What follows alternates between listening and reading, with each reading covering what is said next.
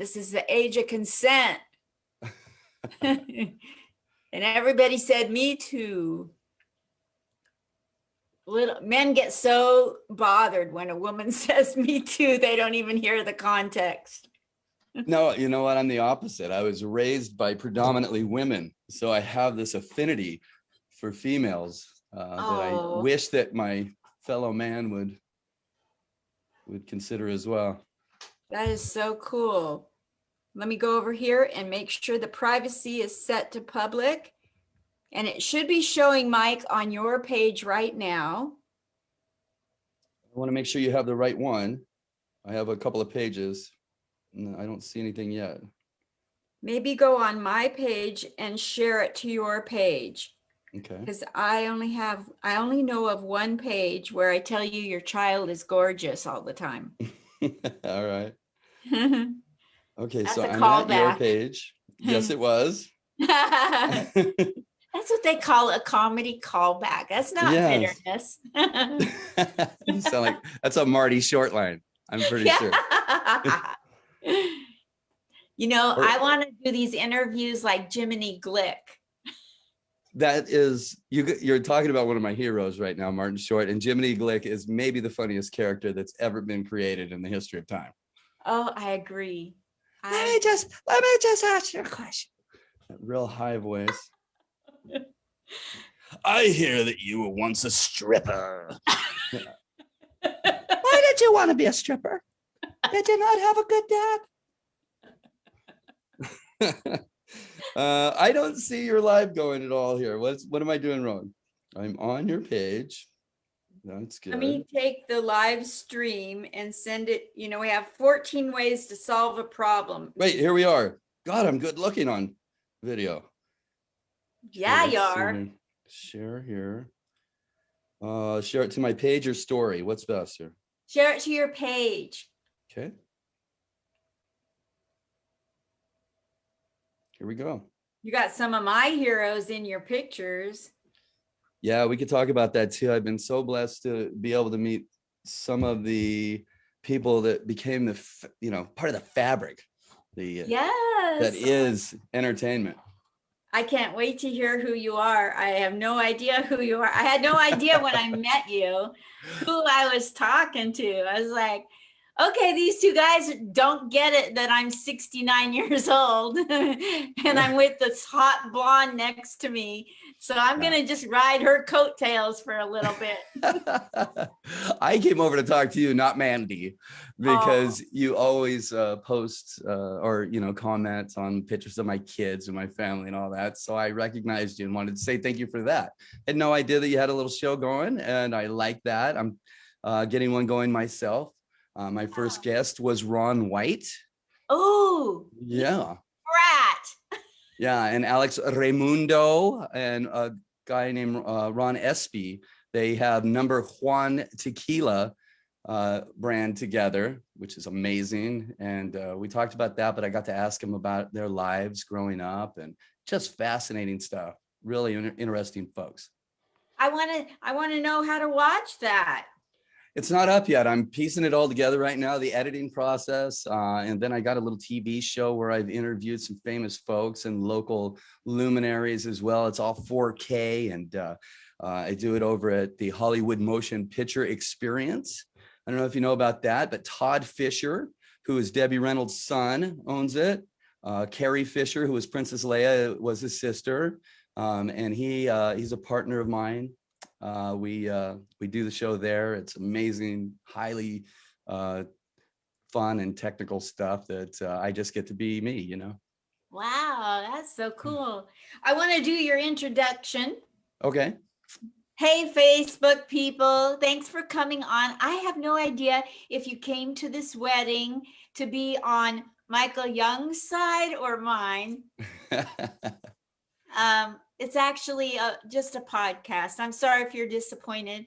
I'm interviewing him. I met him the other night, had no idea who he was, and he razzed me about it. So now I get to get even. It's my show, folks. Kidding. Here's the intro for Mike Young. Let's get to know him, love him, and help support whatever he's into or up to. Mike Young, OG Mike Young has been an entertainment insider for decades. Did you get the drift of what I said? He's been an entertainment insider for decades. Okay, now let that sink in. 1, 2, 3. The former VIP planner and host at a very well-known theme park located in Orange County, California, hint, hint, has hosted thousands of events with world leaders, dignitaries, major corporations, and celebrities. His beginnings were not so glamorous. However, Mike was raised in Fontana, California, birthplace of Hell's Angels and crystal meth. Thank you It's true. so much for coming to Little Tiny Comic Spot. Welcome to the stage, Mike Young. Woo! Woo! God, I'm excited right now. My nipples are like diamond cutters. Zip, zip. That was an amazing intro that I wrote. Thank you so much. You're welcome. I'm so glad you're here. Mike Young, tell us who you were when you had a childhood in Fontana, California that wasn't Yeah. that great. In some way, you don't think your childhood was as wonderful as today is. Tell us about that. Yeah, well, I saw your interview with Sinbad, and he talked about how he had some struggles growing up too, but he wouldn't change them for the world. I very much agree with that. Yeah, I was raised around killers and guys that rode motorcycles and were wild men. And yeah, crystal meth made its debut in America right there in my backyard about the same time the Hells Angels showed up. And can you even imagine the chaos that ensued after that? That show Sons of Anarchy, I've actually recognized storylines on there and knew how they were going to end and went, no, that was Jimmy Cole that did that. They got it a little mixed up, So my family on one side was Hells Angels. On the other side was Lowriders, if you could believe this. They had married and intermingled somehow. And so every weekend, the party would start at Friday and wouldn't end till early Sunday morning. And, just chaos all over the place. But it actually prepared me for just about anything. There's not a scenario that I've been in that I didn't feel like I was prepared to handle because of it. So it was what it was. So, like, you probably know how to watch your back, but you probably also know how to treat people where you don't have to watch your back. Yeah, respect is a very big thing in those worlds. Like with the mafia, it wasn't very different in the sense that if you didn't show respect, even if you didn't agree with them, or if they were on the other side or the wrong block or wearing the wrong jacket, it could mean your life. So, it's something that I really didn't get entangled with. My grandparents raised me, so I got a little bit of an older upbringing, in the sense that I had different types of values and things, and I played sports.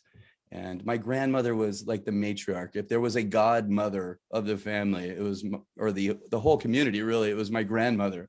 Her name was Birdie, and she was a strong woman who didn't take shit from anybody.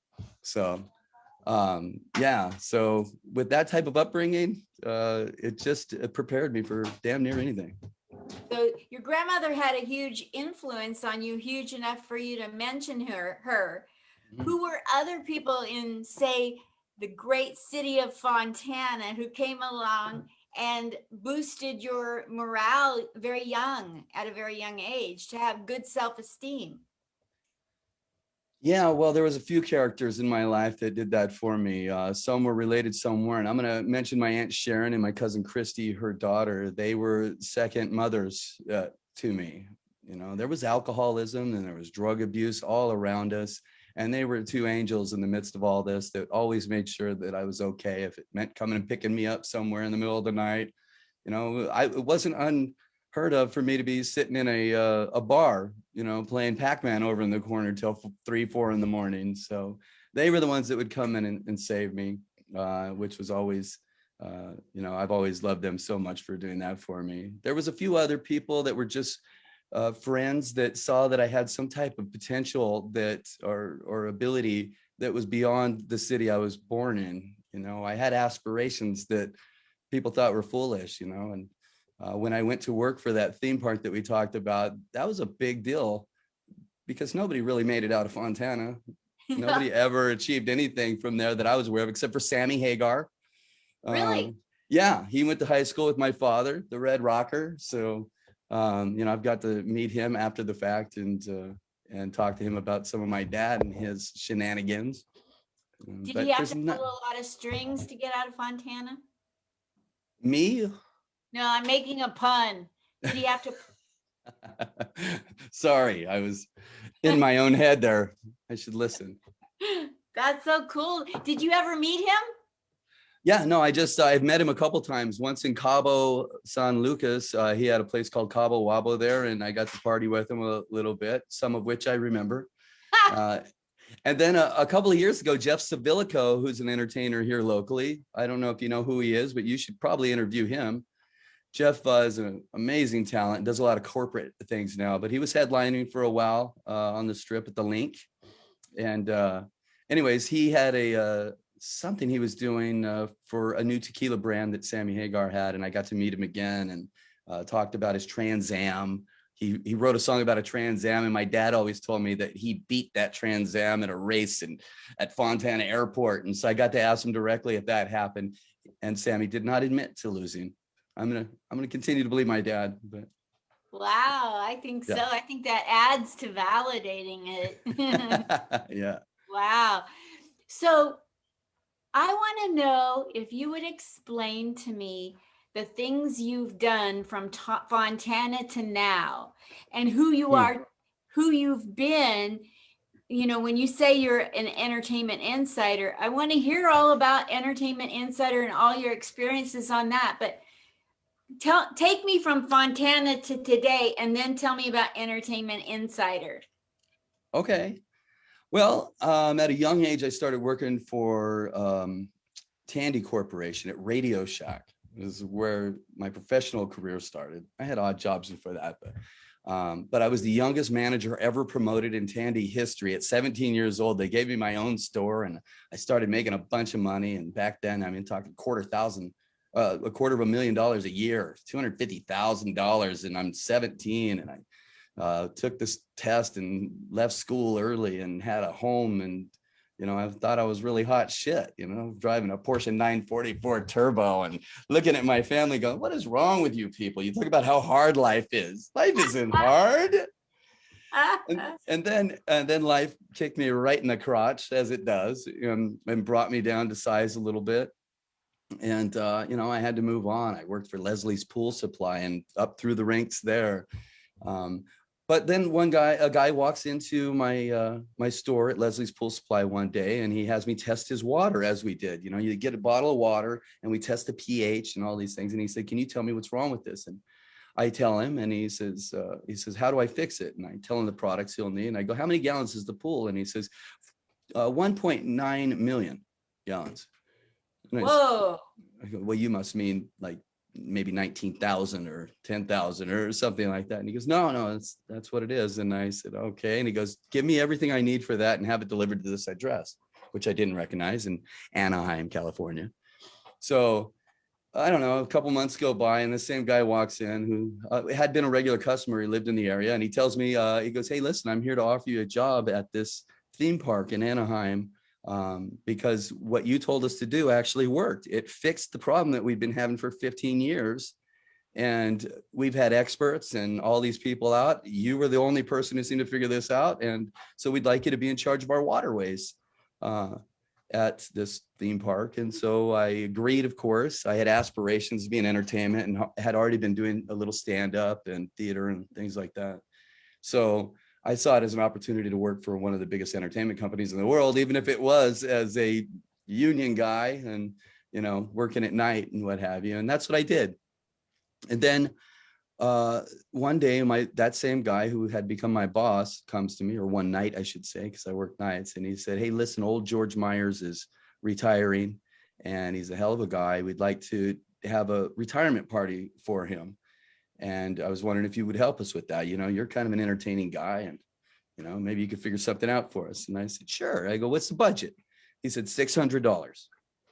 It's like, okay, I'd never done anything like this, but I thought I'll see what I could pull off.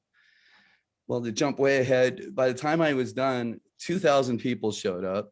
Cal Ripken Jr. showed up as a favor to me because he held a record for having never missed a game in the major league for, I don't remember what the record was, but we found out that this man's record actually was better than his. That was retiring, never missed a day, never was late one time, and 30 some odd years. And so I thought it was worth celebrating. And so, I have a big hangar on property at this amusement park that they're letting me use. Everybody came together and volunteered. I went to every line of business. I told them about this guy and I said, can you please help us? And so they were donating food and props and video. We went around the whole park and behind the scenes into, areas you're not even supposed to go in, and did video and things. And it turned out to be a huge happening. And so, I was very proud of myself, and it was right before the weekend. And I come back to work the next Monday or whenever it was. And I'm told I have to go to the big yellow building. Okay. And on property, that's the administrative building. If you get asked to the admin building, it's probably because you're going to be asked to leave. You're in trouble. I knew of this reputation, and I was like, what did I do? I sure had done plenty of things, that nobody knew about that I probably could have been fired for. But anyway, so they call us in there, and there's a table of people, and the guy that hired me, my boss, the one who asked me to do this retirement party, is sitting there and sweating bullets. And so what happened was they found out about this event, found out that I had celebrities. Dick Van Dyke showed up. I knew his granddaughter. He gave me a tie that Walt had given him personally after the event. Said Walt would have loved this. I knew him personally, and gave me his tie. Said he gave me this tie years ago, and I want to give it to you now. And so anyways, they were upset with me. They were mad that, because you have to account. Every line of business has to account for the things they use, their man hours. There's a dollar amount attached to this. Well, I was a guy from Fontana who had never done anything like this. I didn't know these rules. And how did I get celebrities on property without security and media being told? And, I just did everything I could possibly do to make them look like they had no idea that this could. Why was this guy, this waterways guy, a union guy, able to pull this off? Is kind of what happened. And, this very stringent, strong woman, I should say, was the head of the talk there at the table. And she said, listen, this isn't funny. Our accountants tell us this was a $40,000 to $50,000 event, and we want to know how you're going to pay for it. What? Yeah. And I was, now the Fontana came out of me. I was like, you know what? I see where this is going. You all could kiss my ass. And I walked out of the place, right? And angered, right? And so I go back to my locker. I change out of my blue costume that they make you wear there. And it's called a costume at this particular place. And anyways, so some guys show up, security, and they're like, listen, they're begging, they're telling me I have to get you back over there. There's just, come on, man, just take it, do what you got to do, but please come with us. My boss is on the radio calling me. And so I finally go back, and now I'm pretty ticked. I'm walking in head straight up, ready for a fight. Right. And anyways, the president of this park stood up and said, listen, I'm not mad at you. He goes, I can see where you're feeling the tension over here. He goes, but I actually think it's pretty cool that you were able to pull this off with a $600 budget, no less. It tells me, yeah, he said, you're a very resourceful guy to be able to do this. You haven't even worked for us this long. How did you even, get to know all these lines of businesses to have this happen? He was very interested in how I pulled it off, and ended up allowing me to shadow. He said, listen, I don't want to fire you, but if you'd like to, on your own time, shadow one of our VIP planners and see what they do, I'll allow you to do that. You have to work all night and then change, come to, and I did it. And after a while, that guy went away, and I got to take over for him. Oh, how cool is that? What a great story. Yeah. And what have you been doing? Tell me everything else from then till now. Yeah. So then I met a woman that worked for MGM International. I left Disney for a while, and I was doing stand up, and I was actually doing it simultaneous to working there, and they found out about it, and I got in a lot of trouble What? Yeah, again, they took me to that same room, but now I was in a different position.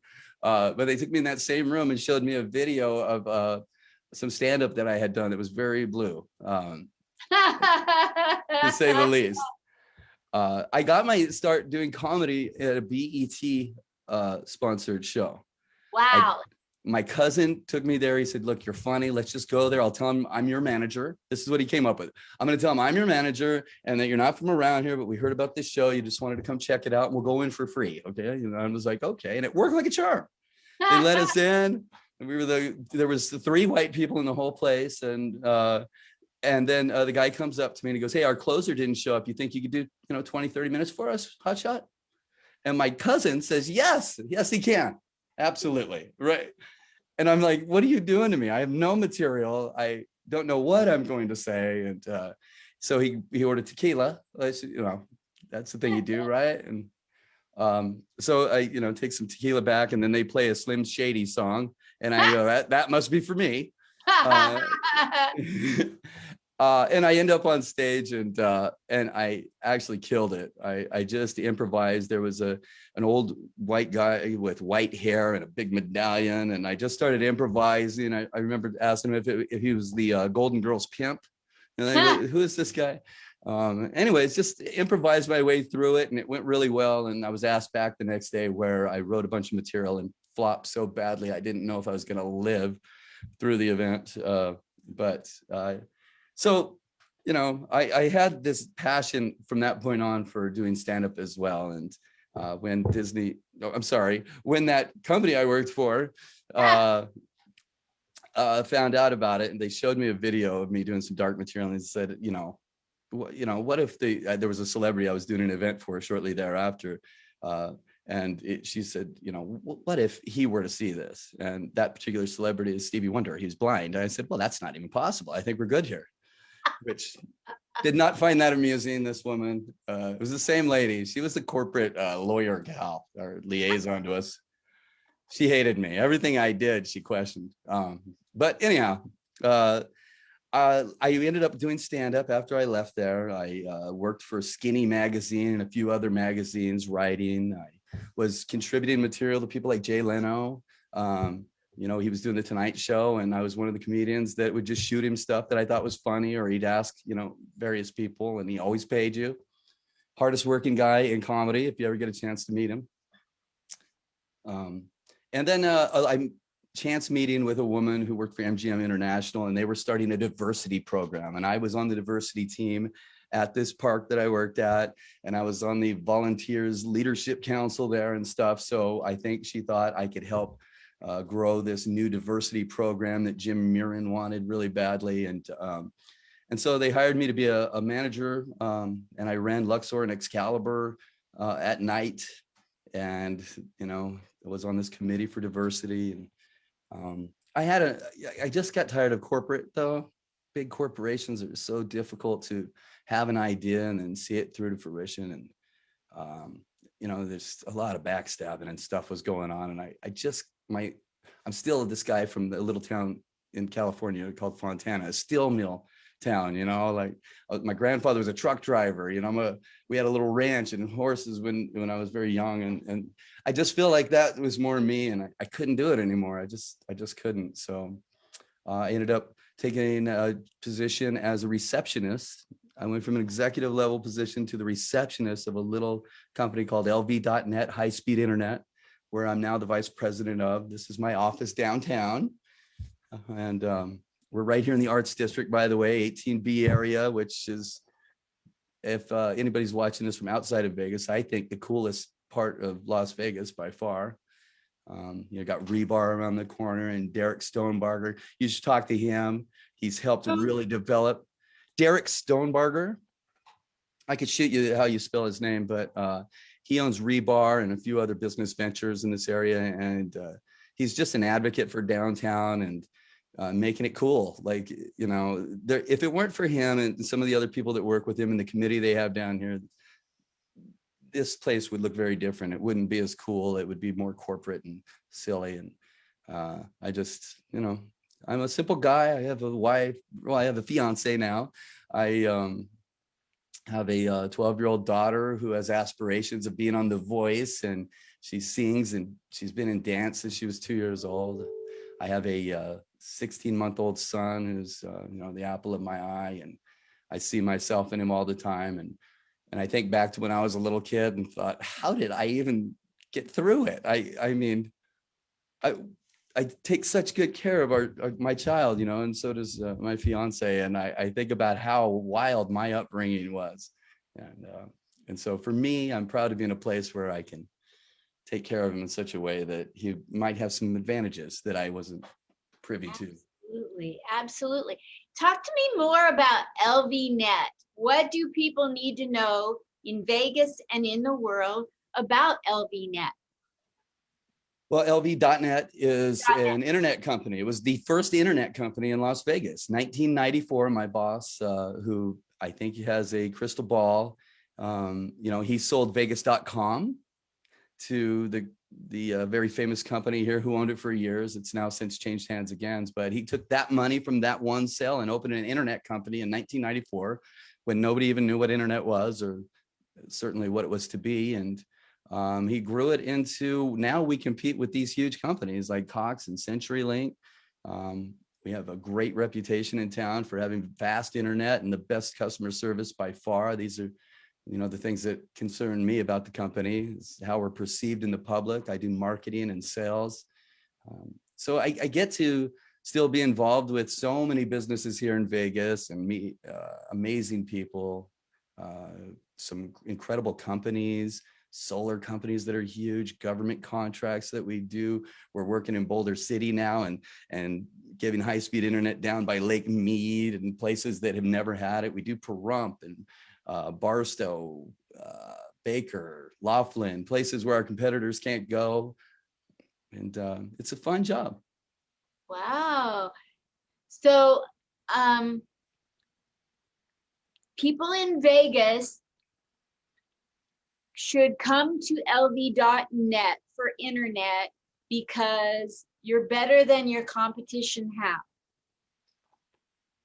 It's a model. It's a different model. It's owned by a guy who lives here locally. He started it. It was his passion. It's still his passion. He's the hardest working guy in Las Vegas. He has been a bit of a mentor to me in the business realm because, when you're at a big company and working for corporations, the money part you don't have to deal with too much, and you don't have as much say as to how the public perceives you and things. So, I don't know. I think people should use this because we're your neighbors. You're not calling somebody somewhere you don't know. You're calling somebody who lives here right in Vegas. And if there's an issue, you can get me on the phone. My clients call me directly all the time. Not even my clients. People call me that just went online, found my number and said, hey, I'm having an issue. Can you help me? And, you can get my CEO on the phone anytime you want to as well. Good luck doing that with our competition. They just, they're not as customer centric as we are. They have the ability to market their way out of it and use a lot of money to cover some of their issues. And I am very proud to be able to solve people's problems. And that's what I do. People call me, they're upset with our competitor, or they're just shopping around, and I get to give them a solution that's actually going to help their life. And with the pandemic, it's been really important because people like yourself and like me started doing stuff like this. A lot of people had to, transfer their office to home and try to do their normal day job with limited internet. So they needed more internet. They needed consistent internet, because if you're doing something like this and your internet goes down, you're in trouble. It's time wasted and money lost. Absolutely. Now, you mentioned to me when I met you at Steve McAnally's show that you sponsor, LV.net sponsors that show. No, not exactly. What I was mentioning was on the wall and on the monitors around there, you'll see Highway Radio signs. And Highway Radio, right there where the show is done, used to have a studio there. So Highway Radio is our partner. LV.net and Highway Radio came together because they needed to upgrade their equipment, the towers that shoots their signal out all the way to San Bernardino, California now. We helped them upgrade that, and in return, they allow us to, have ads on their station. We gave them one of our buildings they have their operation in now here in Las Vegas. So we sponsor our tenants at Pond Plaza. So Wow. we're also partners with Rolling Smoke Barbecue, by the way, which is who hosts that event. And Okay. so they use our internet service. We have their ad going on our huge sign on Sahara. I don't know if you've ever seen that. But it's Yes. right there next to the Artisan. We bought that hotel, soon to be LasVegas.net hotel. It's going to be the What? fastest internet of any hotel in the world. It's going to be What? a boutique in a sense. It's going to be the coolest small hotel in Las Vegas at some point. So some things LV.net sponsors, and then you were mentioning some things that you sponsor, like something out at NASCAR. Is that LV.net or you personally? Also, well, LV.net is an internet company. Our sister company is a marketing media group called LasVegas.net. So when he sold Vegas.com, he started LasVegas.net and took all that SEO that he had created and moved it on over to the new one, LasVegas.net. And it is kind of what Vegas.com is. It looks a little different, but it does basically the same thing. Now, because that's our branding side of our endeavor here, I'm able to sponsor different things. And when I say sponsor NASCAR, what happened was a guy came to me from Share Life Vacations. His name's Stan Mullis, an amazing dude. He drives in NASCAR in the Xfinity series with a small, small team that isn't, doesn't have $1 million budgets or whatever, but he needed help with internet and that type of thing, and with some marketing stuff. And I said, well, let's make a deal. Next thing you know, our name is slapped on the side of this hot rod and it's on TV. And then we made it to the Cup level. And there's a kid named Timmy. Yeah. So Timmy Hill is a NASCAR driver at the Cup level, and he drives the LasVegas.net number 66. And he'll be doing so here March 5th. The weekend of March 5th anyway, at the South Point 400, which I'm very excited to be a part of. And I go there in the media and I cover it for LasVegas.net. So, and I'm training to be a driver myself. What? Yes. Yeah. That's so cool. You're going to be the new Tony Stewart. Hopefully not as angry, but yes. Yes, absolutely. I have a dream of driving one time in the Xfinity series. If I could do that, I'd be so happy. And I'm really 2 steps away from making it happen. I just need a little more seat time in this super late model car that are insanely fast at the Bull Ring. They have more technology, speed, horsepower than the Cup cars, and they're on a much smaller track. And you got 32 guys on the same track, all vicious and wanting to win. It's chaos, but again, I feel so at ease while I do it. When I'm done, I'm in this Zen place, because you can't think of all the problems of life when you're driving that fast and you got these guys all around you, and your every one of your senses is peaking. The needle's just bah, bah, bah, bah. And when you're done, it's just a feeling of total exhaustion and bliss. That you're speaking to being mindful. When you're totally zoned in, it's like an instant vacation. Yeah, and that's how it feels. You feel like a release of all of these, all the tensions of life. And literally, my body feels better. I came home, the first time I did it, I came home, I got a new baby in bed with my beautiful fiance, and she's tired. And, I come to bed and I just try to crawl into bed, and she is like, you smell like a gasoline truck. Can you go take a shower? Yeah. So, when you're driving these things, the exhaust, you're in it, man. And it's fully immersive. Yes. I want to know if you could tell me about the pictures you sent me one by one. Sure. Oh my gosh. You have some heavy hitters you have photographs with. Yeah, go on. Some Shoot. of them I didn't know. So there's this particular picture. That is Dale Earnhardt Jr. No way. Yes. That was a big day for me. I hadn't yet met him to that point. It was at South Point. They, before the race, they have a media day there generally. And he walked in the room. He normally wouldn't be there. He had already retired. And for me, his dad, Dale Earnhardt, the Intimidator, was the most passionate racer that ever existed. He made Tony Stewart look like a little girl. Yes. So Sorry, Tony, if you watch this. I don't think you're a little girl. Don't beat me up. But yeah, that was a big deal for me. He's the son of one of the greatest, and he's probably one of the nicest, most grounded people I've ever met in my life. And I respect what he did. He got a concussion, or had a concussion a couple years before he retired, and he just stopped racing for a while. And I think he was like getting in touch with, why am I doing this? Why am I a racer?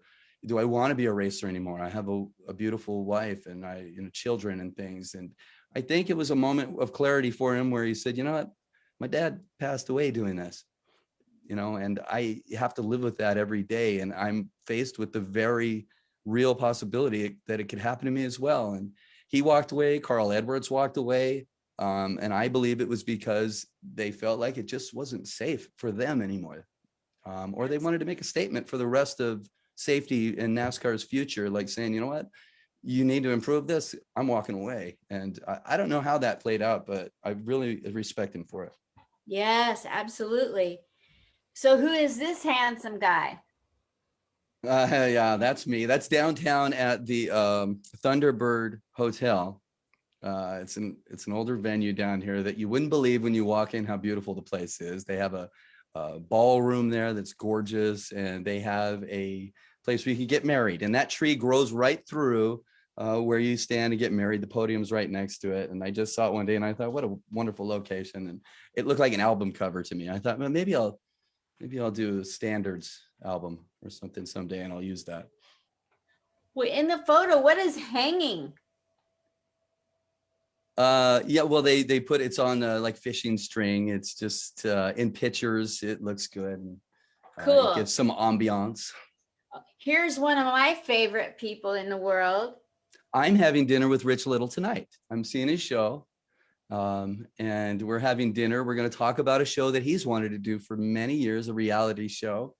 And he, myself, and Todd Fisher, who I mentioned earlier, have a plan in motion. Hopefully I'll be able to see it through, because I want to work with Rich Little. There is not another true impressionist in the world that is more storied than him. He's a legend. He's one of the last of that group of the coolest people who ever lived. Wow. Kudos on all that, and good luck with what you have that you're planning with him. I would love to be a fly on the wall in that meeting. Well, hopefully I'll be able to talk about it more soon. I interviewed him for my TV show that I did. And in that TV show, we're talking about this thing that we're doing. So that should air this year sometime. Yay. Who is this the driver you were talking about? That's Chase Elliott. That's Chase Elliott? Oh, it is. The current champion. This was last year, I believe. No, it was 2 years ago. He hadn't yet won the championship, but I talked to him at that moment about the day I fell in love with NASCAR, which had to do with his father, Awesome Bill from Dawsonville. If you know about racing, you certainly know who he is.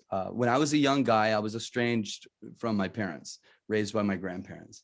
My dad was a truck driver as well, and he ended up getting married to a gal and said, hey, son, do you want to go to a NASCAR race with me? And I didn't like NASCAR racing at the time. I used to do drag racing with my buddies, and my best friend at the time, his father had a drag car. So we'd go to Riverside Raceway and we'd race this straight track, right? Drag racing. The roundy round stuff I thought was stupid, but Riverside was a road course, however, and we went, and Bill Elliott was my dad's favorite driver. And I knew that about him. And Bill Elliott that day blew his engine up. So he was in the pit area, and I said, Dad, let's go over to the pits. So we go over to the pits, and I knew how to get in these pits because I'd go there drag racing. So I said, follow me. So I went around the back, I kicked in this gate, and the next thing you know, we're walking, and here comes this Thunderbird, and it's Bill Elliott, his brother, Ernie Elliott, a couple of publicity people or somebody. And I stopped the car. Like I jump in front. I'm like, please stop. They stop. Bill Elliott gets out, signs everything we have. Winston hats. It was a Winston cut back then. And gives my stepmom a kiss and takes a picture with my dad. And, to this day, they haven't met any other celebrities. So for them, it was the biggest thing that ever happened in their world. And I got the bug. I mean, we walked around. I met Burt Reynolds that day, who was sponsoring a car. I met Junior Johnson, who's one of the biggest names in NASCAR history.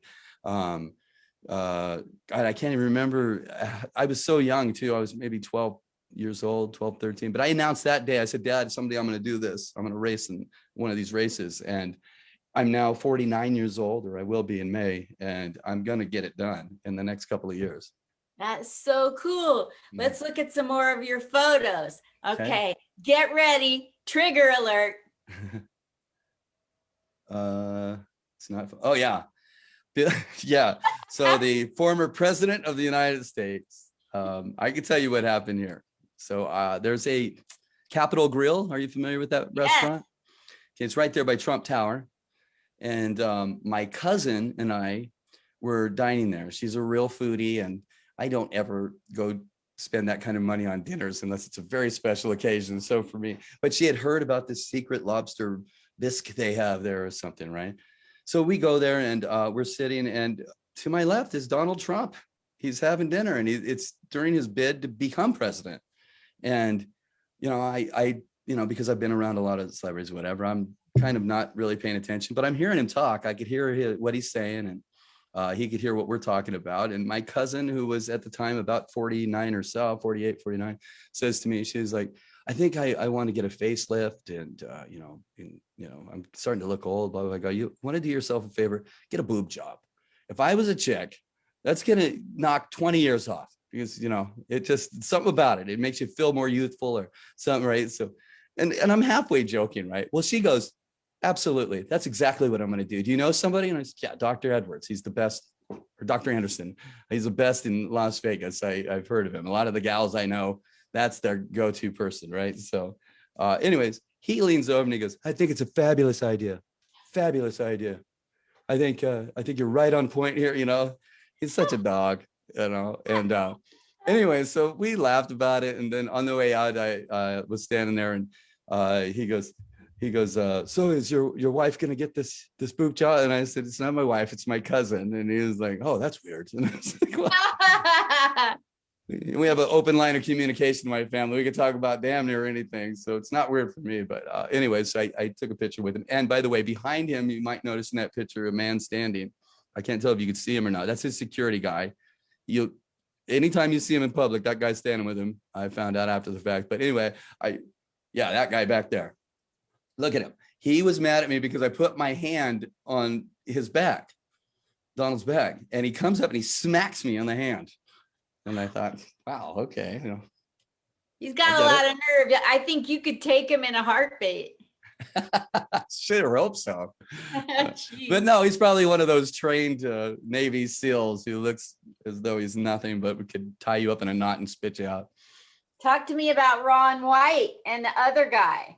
Yeah, so I mentioned that's Alex Raimundo, one of the original Latin kings of comedy. That guy's very funny. His story is amazing too. I should tell you a little bit. His parents were the first ever Mexicans to immigrate to Texas legally in their history.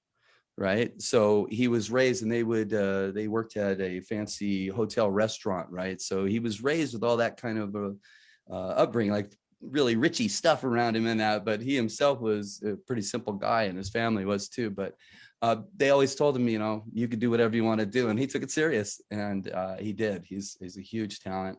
Him and Ron met when he was bartending at, I'm going to forget the name of the club. Sorry, you'll have to watch my podcast to hear the rest of the story. At a club, nobody at a club, but serendipitously they shared a tequila right before Ron did the stand-up for the first time for the employees of this club. What? Yeah, that's how they did it. They had him come in during the day, so he had a couple of shots of tequila. Many years later, they started touring together as friends, and then bought a tequila company themselves, and so. That very serendipitous meeting, and now it's one of the most successful tequila brands, new tequila brands on the market. And it's probably the best tequila I've ever had in my life. I don't drink anymore, but I made an exception over 2 years ago that day because it's just not it's not polite otherwise, but. Absolutely. Okay, talk to me about Steve-O. Steve-O and I have so much in common, believe it or not. I was the persona that Steve-O, when he was nuts so crazy. I was kind of that guy in my circles always. I was always trying to one up everybody and, snorting Tabasco sauce just for people's pleasure. And I actually got to interview all of the guys from Dick House Productions, including Johnny Knoxville, the whole thing. I have a magazine somewhere, Skinny Magazine. We had them on the cover of it. And he was a guy that I kind of connected with a little bit. I saw a lot of myself in him, but he scared me. I felt like that's where I'm headed. I need to calm down a little bit because he's truly a very uninhibited guy. I don't know where that comes from, but I think in recent years, he's settled down a little bit, thankfully. Got it. Is this you? That's me. I didn't know if you needed just a headshot. That was me prior to all the hair that I now have. So, look at this. I went in and I said, I want the Bradley Cooper look. And they said, okay, well then don't come back for a year. And I was, all right. Okay, talk to me about this chance meeting you had. Yeah. He just passed away, unfortunately. Tiny. So you know him from Friday, probably, was one of the movies he was in. And that's how he came to notoriety. But what you don't know about him, he was one of the sweetest guys. This was an MMA event, like one of the real low level, MMA type style events that get you to the upper levels. Anyways, he showed up right at the end of it and was promoting a cop versus con MMA event that was coming up where actual cops fought with ex-cons. And great concept. And so he came in and scared the hell out of everybody because he just jumped in the ring. Nobody knew he was supposed to be there and just started going, hey! Everybody's like, what? I knew he was immediately. I walked up, I wanted to give him a hug. I was like, but you brought me so much happiness with what you do. And then coming to find out, we talked a little bit later, we were going to work together at one point after this. And but he just is so kind. He does so much for so many organizations, and I really came to respect him as well. Well, don't get mad at me. Mm-hmm. I'm a baby boomer. I'm always afraid who's going to be mad at me. Who is this with you? That's Dane Cook. No way. Time, yeah. At one time, he was the biggest touring comedian on the planet. Somewhat controversially, there's some comedians out there that aren't as much of a fan of his, and I don't know that I was as big a fan. I think he's a very talented guy. I like some of the movies he did as well. But that particular night was a Grammy party that Tricky Stewart, if anybody knows who that is, he's a producer, music producer. He sponsored it, or it was his party, after party. And I was doing work for Adult Chocolate Milk with the Adult Beverage Company. Okay. Tastes like chocolate milk, but it gets you drunk. It's delicious, and it was brand new. It was the fastest growing adult beverage in America at the time. And anyway, so we got to sponsor this event, and that was the VIP room where me, him, and Nicole Scherzinger later sang karaoke. There was a DJ up there. We made him play songs while we sang karaoke to his microphone till 4 a.m. or something. It was a fun night. God. Yeah. I love this comedian, Brad Williams. Brad is the coolest guy. This is in Fullerton. I lived in Fullerton when I worked at that big park we talked about.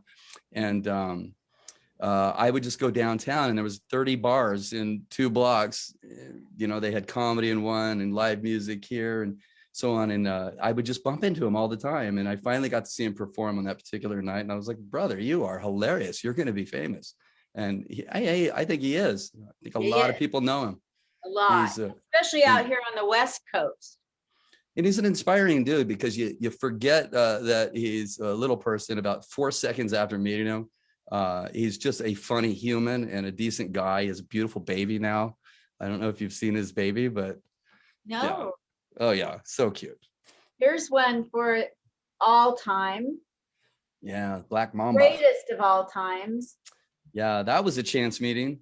Just walking through a mall in Southern California, I look over at a guy at a magazine rack that used to exist, and I noticed from behind, I was like, who is this guy? You know, and he was much skinnier than I thought. You know, on TV, they all look like superheroes, and I felt like I had him by 30 pounds at the time, but he was much taller. And anyway, so it was him, and it was about 2 years into him playing for the Lakers. We had a nice little conversation. Once I saw him, everybody saw him, so I kind of started a flood of people coming to him, unfortunately, but he sat there and was so kind. He answered everybody's questions. He was everything you'd hope he would be, and one of my personal heroes. So I'd like to I'd like to inject a quick Kobe story of my own. Would you Sure. mind? No, go. I want to hear you. So I heard that the Lakers were in Portland, Oregon at the Benson Hotel one day, and when I was living there, I'm from there. And so I decided while they were there for all the games against the Trailblazers, that I would pop in early and see if I could see Kobe. So I went and sat in the lobby. I assumed they would come down the elevator to have breakfast in this room adjacent to the elevator. I was right. The elevator opened and both him and Shaq came out of the elevator at the same time. And, Wow. you know, Shaq had to duck to get out of the elevator. Yeah. And they all smiled. They both smiled at me. They went up to the counter. There was a little 9-year-old boy sitting with me who I didn't know. And he was by himself in a hotel lobby. I mean, it's the nicest hotel in Portland, but I said to him, what in the hell are you doing here by yourself? And he says, I came to get a picture with Kobe. And he showed me an Instamatic cameras back in the day. So I went up to Kobe and tapped him on the shoulder. And I said, this little 9-year-old boy is sitting here waiting for you for hours. And he wants a picture with you. Can I take a picture with his camera of the two of you? He said, absolutely. And he turned. These were the days where Kobe wasn't doing moments like that, but he did it for this 9-year-old. Yeah. Well, you know, it's a very difficult world that celebrities live in. And being somebody who's been around it a long time, I'm kind of thankful I didn't ever go there, because I wouldn't have been prepared for it in my 30s even. That type of fame and, and notoriety and people watching you all the time. It's a hard thing to live with. There's a couple other people on here and I should be running in 10 minutes. So I'm just giving you a heads up that we'll be wrapping, but okay. You've met Jeffrey Ross, Manny from the Dodgers, one of my favorite team in the world. No, wait, that's Felipe Esparza, who won Last Comic Standing the first time around. That's a fun little story. I'll make it quick. So, yeah. I love that you think he's an athlete. Take another look at that picture. I'm not racist. I promise I'm not racist. No, it's okay. I heard you admitting that we have privilege to Sinbad. So thank you for that on behalf of all white people. Being a white guy is not very popular these days. And I know why. I accept it as well. But so with that picture, I went to a Dodger game that evening or day. When the Dodger game was over, I flew back to Fullerton, where I was living, to go to Church, CHERCH, which was a club down there that did stand-up comedy. And I was going up to do stand-up comedy, right? And so just before it's my time, a guy named George, oh my God, he's gonna be mad at me. He used to run the show, a friend of Felipe's, says to me, hey, I'm gonna have to bump you, Felipe's here. And I was like, Felipe who, man? What do you mean? I'm a local guy. That's in my hood right here, right? So I'm a little irritated. And he said, Felipe Esparza. I was like, who's that? And he's like, he's on Last Comic Standing right now. And next week, he's probably gonna win the whole damn thing. And he's working out material. Oh, okay. So anyways, I got to see him do material that he eventually used the next week on the show to win the show. And we talked about it afterward. We all sat together and we were like tagging on his jokes and trying to give him ideas, because we really as a community wanted him to win so bad now that I figured out who he was. And so yeah, that's Felipe Esparza. If you've never seen his stand-up, please look him up. He has a special. I will look that up today. You're a doll to let me interview you and drag you through all your photos. I like it. Talk to me about Jay Leno. I have to hear this. I love Jay. So that was at Stand Up to Cancer, an event that they had every 2 years on TV, where people like Clooney would answer the phone when you called to donate. And I got to be a part of that event. And as I was walking around, I look over and I see Jay Leno. And for me, there's nobody in comedy who works harder than Jay Leno. This guy did the Tonight Show, and every weekend was doing stand up all over the country. He goes home and he works on his car till 4 a.m. or whatever he does. And then I think he sees Mavis about 2 minutes a year, his wife, because he just works so hard. Anyways, you could see how tired he is in that picture, by the way. He was exhausted. Really? Yeah, he told me. He said, I'm absolutely exhausted. I've been, just going nonstop. He said, but I wanted to make sure to stop here. Yeah, look at that. His eyes are barely even open. He looks like a ghost of himself. But you know what he asked me? I said, hey, listen, I do stand up as well. And he's like, yeah, I caught a little what you did earlier. He goes, so where you been doing it at? Like he wanted to know who I've been, doing it with, what clubs I was working. And that guy just has a passion for stand-up comedy. He's, to me, he's one of the guys at the top of that list. That's amazing. Jeffrey Ross, talk to me about anything you had to do with Jeffrey Ross. Holy Toledo. You don't come across anything like him, but yeah. I bet you could roast. You'd be surprised. You'd be surprised.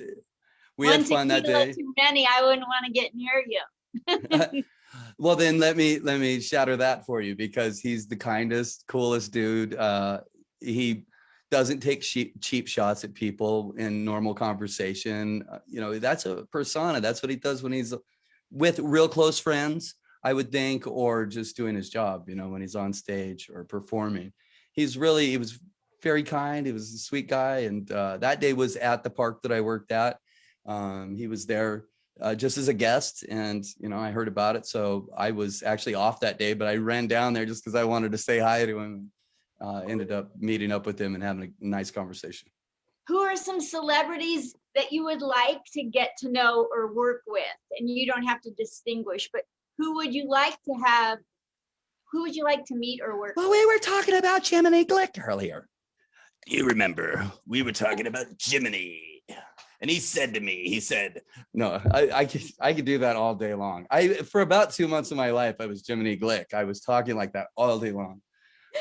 Martin Short. I want to say to somebody at the end of their interview, I want to say, this has been the most amazing interview. What'd you say your name was? Yeah. I'm not used to interviewing people that aren't known, that aren't stars. Yeah. I love that. He's so dismissive, and he like introduces Tom Hanks as Tom Hank. Like he doesn't even know his actual name. It's that far removed. What I like is when he's getting in the chair and he's like, yeah. Let me ask you. Let me. Yeah, he's so much fun. So Martin Short is physically one of the funniest people who have ever done anything. And then that particular character, it could go on forever. I actually bought the domain name Jiminy Glick Live, because I have a dream of having him doing a show here in Vegas.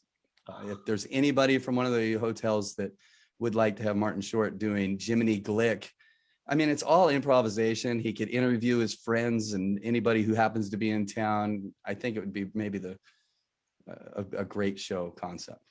Oh man, I would go there. I would want to be there every night. Yeah, me and you both. Wow, that's super. So Martin Short, you would love to work with him. And in life, this will be my last question, and then you can close out with anything you want to plug. But my last question for you, if you could leave the world a better place between now and when you kick the bucket, what is it that you must accomplish? One thing. Oh, there's 2 things that I'm really passionate about that I haven't started doing anything about yet, and it's getting to the point where I have to. One is the homelessness issue here in Las Vegas, or the world for that matter, but this is my home, this is where I live. So for me, I think it's deplorable the way it's dealt with currently. I have some ideas of what could be helpful, and I hope someday to get to a position to be able to help that. But on a global level, I will say just the way women are treated in general. I was I was bad at it myself for a very long time, young and cocky, and but I was raised predominantly by women. I mentioned to you once before, and so I have an affinity for women and what they deal with. I watched a lot of really bad men treat these women that I cared about so much in my family, cousins, aunts, my grandmother. Just they treated them as secondary or second humans, or not the same, or not worthy of making decisions that were important. And I don't know. And when you grow up that way, you get to be that way to some degree. And it's been my goal my whole life to try to reel that back in and change it, and hopefully influence other men to treat women better. Wonderful. I was raised where anytime I was funnier than my father, I was called a bitch. Yeah. Yeah. So I get Strong women were not celebrated for a very long time, and that's unfortunate. But there were some pioneers out there. When you talk about meeting people, there's some women out there I'd like to meet that overcame some incredible odds to get where they're at. So who are a couple of those women? Man, I like, well, this is going to sound silly, but do you know who Shirley Muldowney is? No. So I hope she's still around, but she was one of the first women to break she was a drag racer. She raced Top Fuel funny cars, and was a woman doing this when it wasn't a thing for women to be in any kind of sport, let alone motorsports. And she was just a real strong woman. I think that'd be great. I think of people though, like my Aunt Sharon and some women I actually know that I really, they're my heroes, because I know what they were dealing with, and they always took care of the kids and the innocents. Whoever the innocents were in the scenario, they were always there to take care of them and reel them in, and get their arms around them and take them to safety. So I think my Aunt Sharon, my cousin Christy, I really want to shout out to them. I don't know why they're on my mind so much today, but I care about them deeply. I have a real passion for homelessness, and especially when it has to do with us veterans who become homeless for whatever reason. Yeah. So when you get going with anything that you're doing to battle homelessness and how homeless are taken care of, please let me know. I'll be there to support or help you in any way I can. Absolutely. There's so many good people here in Vegas. I want the world to know these entertainers that haven't been working through this whole thing. I worry about them because they're sensitive people and they haven't had outlets to be creative and what have you. But the one thing they have done, Monday's Dark. Do you know about that show? Yes. Yes. Okay. So they're going there every Monday and donating their time and raising money to these different causes. At any time there's a cause, I'm never turned down. Lorraine Apparel or anybody from Fantasy the Show, always willing to show up and be a part of things. And Zoe Bowie, if you know Chris, he's always willing to help. Nieve Melandra is a really amazing gal that performs everywhere here in town as well. Should have been a star herself, but makes a fine living, right here in Las Vegas, entertaining thousands of people. Jeff Savilico, I mentioned earlier, he's been a good friend. James Michael over at the Strat. If you haven't seen Redneck Comedy Magic, guy's hilarious. I could ask these people, and Robin Leach, when he was alive, he would do anything for me. And anybody really, if it was entertainment related, he loved his job and nonprofit work. So there's some really beautiful people here in town, and I want people to know that it's not as glamorous as they think. It's a very hard life to exist in when you're an entertainer at all. And in this town, even more so, because there's only so many rooms, there's only so many spots, and for every room, there's 1,000 very talented people that live right here in our backyard. Absolutely. What would you like to say to people about anything I didn't ask that you want to cover, and anything you want to say to plug yourself in any way? Well, something I'm working on with a partner of mine is Joshua Greenrock. Look him up. Emmy award-winning cameraman for his work on a show that was here in Vegas as well. And we both own, do you see back here? Yes. Okay, that picture is by a gentleman named Quito, who was the house photographer for Studio 54 in New York during its heyday. These pictures are from Studio 54 that was here at MGM Grand in Las Vegas. And MGM was throwing it all out. All these original pictures that are one-offs, the there's no copies of these anywhere in the world, and they have some of the most famous people on the planet in them. What you're seeing right there is Bianca Jagger. I don't know if I could turn this up a little bit. Wow. Bianca Jagger, and Halston is behind her, and you could even catch a little bit of Steve Perry from Journey's nose right up here in the corner. But Wow. that was just a Tuesday at this club, you know. And anyway, so we own this collection, and we're going to put it on the market soon. And so if there's anybody out there that is a huge Studio 54 freak, we have the signs, the big illuminated metal brass signs that say Studio 54. I donated the largest one that was over the dance floor to the Neon Museum. You could see it on display there, or I should say Joshua and I did. You can call him G-Rock, my friend Joshua. That's what he goes by. He's a freestyle rapper as well that nobody knows it, but he's amazing at it. No way. Anyway, so you know, we want to get some movement on this. We've had this collection now for 5 or 6 years, and it's time to let somebody else enjoy it. We're hitting up Ian Schrager, who was the original owner of the original Studio 54, because he doesn't even have these pictures. They don't exist anywhere else. They're one-offs from the original photographer who has now passed away. There's no other replica of them. So, Jeez. yeah. What do you value the whole collection at? I mean, just that one right there could be valued at $15,000 to $30,000 at auction. You know, it's And exactly timeless where piece. in Vegas are all of them stored, and where can I get the key? Oh yeah, the address. Let me give that to you. Sorry, Jiminy Glick. Go away, Jiminy. It's in a climate controlled building. I'll give you one hint because I don't want them damaged any further. They were pretty beat up when we got them. So we had to put a little work into them as well. Well, anything else? Okay, so where do you want people to follow? Do you want more numbers on social media? You want stalkers? Sure. OG Mike Young or the original Mike Young. One of those will get you to all of my social media. And I go by that. Yeah, OG Mike Young and the original Mike Young. okay. Either one of those will get you there. But and the reason I did that, by the way, is when I was doing stand-up, a young guy started doing it as well named Mike Young, who is actually quite famous and is really good at stand-up comedy. So I had to differentiate myself from him somehow, and he had much more success than I did. He's really, really a funny guy. You should look him up as well. But so that's why I'm OG Mike Young. My name is Linda Marcus Smith because there's a Linda Smith at Caroline's in New York, Caroline's Comedy Club, the lady that hires new talent.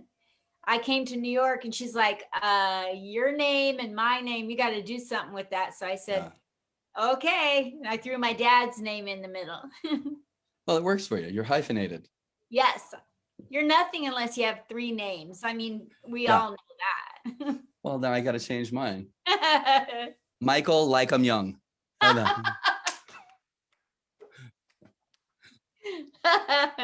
Like them, lick them, whatever. Yeah, whatever it calls for. I'm ready. You're a doll. This has been so fun. You're kind of hard to look at, but other than that. Am I following Sinbad? Is that the order? And by the way, you are on the same field, the same plane as Sinbad now. Don't think, this has catapulted your career. Well, let me say, just in case he watches, I love that man. And he's had some controversy here and there, and a comic friend of mine and I were just talking about it. Yep. But I've only known him to be a decent, good human. I watched him from Star Search all the way through his career. His sitcoms, which weren't always great, but I love his timing. He's a funny, silly man. And, I'm just so proud of you for having him on there. Good for you. Thank you. Yeah, that came, I just was talking to him on MySpace and Twitter when it first came out. The celebrities would actually talk to nobodies like us. They would. Yeah. And he remembered me, I guess. And so I asked him if he'd come on, and he said, let's make it happen. 7 months later, he came on or something. Yeah, well, I don't know. Let that be a lesson to everybody out there about persistence, because you do get a lot of no's when you do what we do. And if it hurts your feelings, you're not in the right business. You gotta enjoy it. No matter how long it takes to accomplish something, you better stay nice or you're not going to accomplish it. That's what I did wrong in stand-up, is I didn't network well back in the day. I just kind of would show up. I had a job. I was making a lot of money. I didn't need to do stand-up. And I don't think many of the comics around me like that as well. You know, I'd show up and wisp in and do my thing and leave and wouldn't talk to them or anything. And I learned a big lesson about, the networking aspect of being successful. I think that's true. It's funny how we learn things as we go. Yeah. And I would like to end this by giving you a couple minutes to say anything to people. If there's something has anything come to your mind that you want to say that I didn't cover? I want to tell my family, who I'm sure are watching right now, that I just love them to death. My fiance, Abby May, is a makeup artist and just a fantastic human being. I was so lucky to find her a couple of months into moving here from, Ohio. She hadn't got sucked into the Vegas lifestyle yet. So I got me a good girl, and we have a little boy named Jack. And my daughter, of course, probably saved my life when she was born, because I was running pretty fast about the time she showed up, and made me confront the notion that I had to live for somebody else now. It wasn't all about me. And she's made me a better human just by existing. And I just love them to death. Also, I'm performing at Stephen McKinley's show next Wednesday. So if you want to see my stand-up, there you go. I'm coming. I'll be there. I'll stop everything to hear you. Yeah, Pond Plaza, 8:00 every Wednesday.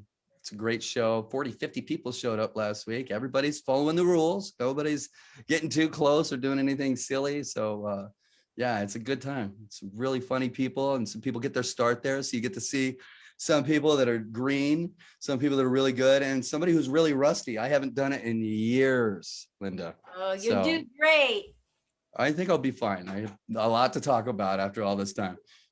Absolutely. I'll be there with bells on to hear you. Will Abby be there? That's actually distracting. Don't wear the bells. Yeah, she'll be there. You got it. I hope so. Yeah. This has been the most amazing interview. What'd you say your name was? The original Mike Young, or OG Mike Young, or if you know me, just call me Mike, please. I only do that because that other guy had to be so much funnier. He tours with Saget. He tours with Bob Saget. They come to town and people call me and go, "Are you doing a stand-up with Bob Saget?" No, it's the good-looking young Mike Young that's doing the Saget thing. Do you know how many people have friended me thinking I was the gal over at Caroline's? And then we'll take those. Huh? We'll take it, because once they get in there, we'll suck them in and they'll end up liking us. Yeah, that's right. We got the personality. What do we care? Thankfully, I wouldn't get anywhere without a personality. My best friend growing up looked like Ricky Schroeder and Tom Cruise had a baby. He was gorgeous. Every girl we ever met that I liked, he ended up marrying the girl that I should have married. And early on, it seemed like that. Charlotte, she's beautiful, and she was in the family as far as like a family friend. And so I just knew that I introduced her to Sean. They now have grandchildren. Yeah. Holy Toledo. So I had to work on my personality, because you got to get them to pay attention. I want to tell you something, that I've never met anybody ever on these interviews that has come from a more humble, earth-shaking environment and done so much. And I just applaud you. And I just can't wait to see what else comes out of OG Mike Young. OG Mike Young, or the original Mike Young. I can't wait. I know that you're going to have your hands in many things. Well, you're going to learn more about me if you watch my stand-up, because I'm going to talk about real things. It's all I know how to do. And I improvise a lot because I can't commit anything to memory in a process, way. I have a bit of ADD and OCD, and I used to be down with OPP. It was really good to live here in Vegas for a while, but yeah. That's cool. I got it. So for 6 years of my 7 years in comedy, I was using notes on stage because I'm a brain trauma survivor. Oh. So the last year I've been able to remember my sets, because somebody said, the reason that you're not, this isn't applying to you. Somebody challenged me, the great Steve Marshall in New York City challenged me that when you quit lying, used it, and it didn't offend me. When you quit lying and tell the truth on stage, you'll remember your set. So that meant that some of the things that I was saying, I was just saying to be funny in any order. Some of it was real, some of it was made. The minute I started talking about what really happened, then now I can remember my stuff. You know, in tragedy and all that chaos that, you know, we go through, that's where the funny comes from. And it's a little bit revealing. You got to let people know who you are. Like, you know, I'm going to talk about, like, I've been married and divorced 4 times. That's not something people normally go around talking about. And my fiance is probably at home right now going, don't tell her. But you know, it's part of who I am. I had to learn, you know, I thought, you know, I was a white guy for, you know, I thought it was like a white knight and I'm just a white guy, you know, is my little joke there. But the truth is, you know, it's all teaches you to behave a certain way, and you learn from it, and it develops your persona, who you're going to be. And me, I'm a guy from nothing that shouldn't have ever achieved anything. I should be a truck driver, or steel worker, or a gangster, but you know, I had aspirations of something else, and there were some people along the way that made me think I was funny and that I could achieve other things, and God bless them, because it was really those people, and there's so many over the years that, you know, brief encounters where they said, "You got it, kid," and it meant something, you know. So I like to tell people all the time that you know, when I see something they do that I think is good, because I don't think we hear it enough. You're doing something really good, Linda. You're revealing, you know, great conversations and talking to some of the coolest people. Look at Sinbad behind you there. I learned a lot from that interview. You're doing a great job. Thank you so much. Any minute I should get a confirmation that I'll be interviewing Tommy Chong. Oh man, I have some questions to shoot you that I would love to know from him. Yes, he's out there right now saying that quit taking CBD. Do you know that? CBDs, people are using this as a holistic way. It comes from cannabis to help with various issues. And I just saw something the other day that he's against it. So I don't know if it's true or if it's just a blip of news that's sensationalized or what, but I'd like to know, you know, the guy that's known for smoking marijuana, he doesn't believe in CBD. We have to hear his side of that. Please. Okay. I hate politics. You know, if it starts going to because of the Democrats or the Republicans, like, listen, take your stuff and take it out of here. Yeah. That's one of the issues that me and my fiance has. She's very vocal about what she thinks is happening politically, and I don't want to hear any of that. I think it's all so, I feel like we have so little control over any of it that, you know, there's voter fraud and all this. Nobody even knows if it's all legit. It drives me crazy. I tend to, that's the kind of chaos I don't like, you know, because it affects so many people. You know, these actions that these people take on these pulpits can cause so many people suffering and pain. And I hope they're taking it seriously. Absolutely. You've been a doll to come on.